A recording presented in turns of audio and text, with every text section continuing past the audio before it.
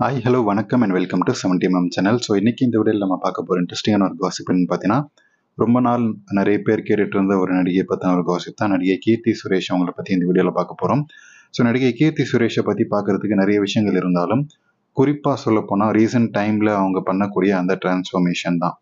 So குடும்ப குத்து விளக்காக இருந்த கீர்த்தி சுரேஷ் அதுக்கப்புறம் அப்படியே கவர்ச்சியில் குதிச்சிருக்காங்க. இன்னும் அவங்களுடைய அந்த குழியை காட்டலை, இடையை ஃபுல்லாக காட்டலை, அரசியல் புரசெல்லாம் காட்டிட்டு இருக்காங்க. ஆனால் தன்னுடைய ஃபோக்கஸை இடையிலிருந்து முன்னழகுக்கு மாற்றிருக்காங்க நடிகை கீர்த்தி சுரேஷ். அதுக்கான காரணங்கள் என்னன்னு பார்த்தீங்கன்னா, முதல்ல அவங்க கவர்ச்சிக்கு மாறினதுக்கான காரணம் எல்லாருக்குமே பெருசாக தெரிஞ்சிருக்கும். அவங்களுக்கு பட வாய்ப்புகள் சுத்தமாக மறுக்கப்பட்டுருச்சு. நான் மற்ற நடிகைகள் மாதிரி பட வாய்ப்பு அவங்க ஸ்டார்டிங்கில் சொன்ன விஷயங்கள் இதெல்லாம் மற்ற நடிகைகள் மாதிரி நடிக்க ஆரம்பித்து அதுக்கப்புறம் பட வாய்ப்புகள் குறையும் போது மார்க்கெட்டுக்காக என்னுடைய கவர்ச்சி, என்னுடைய உடலை நான் காட்ட மாட்டேன் அப்படின்ற மாதிரியான விஷயங்கள் ரொம்ப ஓப்பனாக சொன்ன ஒரு நடிகையாக இவங்க. ஆனால் ஒரு 3 வருஷத்துக்கு முன்னாடி நல்ல ஹிட் படங்கள் கொடுத்துட்டு இருந்தாரு. ஸோ இவருக்கான நடிப்புக்கு வாய்ப்பு இருந்துச்சு. ஆனால் அடுத்தடுத்து வரக்கூடிய நடிகைகள், ஸோ இவங்களுக்கு 30 வயசு ஆயிடுச்சு இல்லையா, 30 தாண்டிடுச்சு. அடுத்தடுத்து வரக்கூடிய நடிகைகள் எல்லாருமே கவர்ச்சியிலையும் நடிப்பிலும் இவங்களை தூக்கி சாப்பிட்ற மாதிரி தான் இருக்கிறாங்க. அதனால இப்படியே இருந்தால் வேலைக்கு ஆகாது அப்படின்னு சொல்லி இவங்க தமிழில் கம்ப்ளீட்டாக ஒதுக்கப்பட்டுட்டாங்க. அதுக்கப்புறம் தெலுங்கில் போனாங்க. அங்கேயும் ஒரு சில படங்கள் மட்டும் தான் ஹிட் ஆச்சு. அதையும் அங்கேயும் ஒதுக்க ஆரம்பிச்சிட்டாங்க. ஸோ தெலுங்கில் மசாலா இல்லைன்னா போயிட்டு வா அப்படின்றவாங்க இல்லையா. ஸோ அதனால் அங்கேயும் இவங்களுக்கு பெருசாக பட வாய்ப்புகள் இல்லை. ஸோ ஒரு பெரிய ப்ரொடக்ஷன் கம்பெனியில் ஒரு ரோல் இருந்தது. அந்த ரோலுக்கு சில கவர்ச்சிகள் காட்ட வேண்டியிருக்கு அப்படின்ற மாதிரியான சீன்ஸ் அப்புறம் தான் அதெல்லாம் ஓப்பனாக சொன்னாங்க. சில அட்ஜஸ்ட்மெண்ட்ஸ்லாம் பண்ண வேண்டியிருக்குன்னு.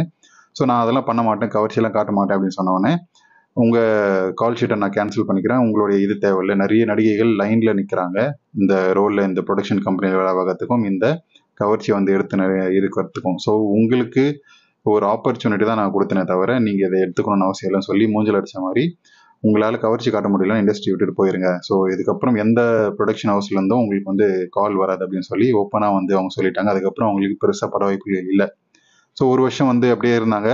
அதுக்கப்புறம் அவங்களுடைய கவர்ச்சி கூட ஆரம்பிச்சது.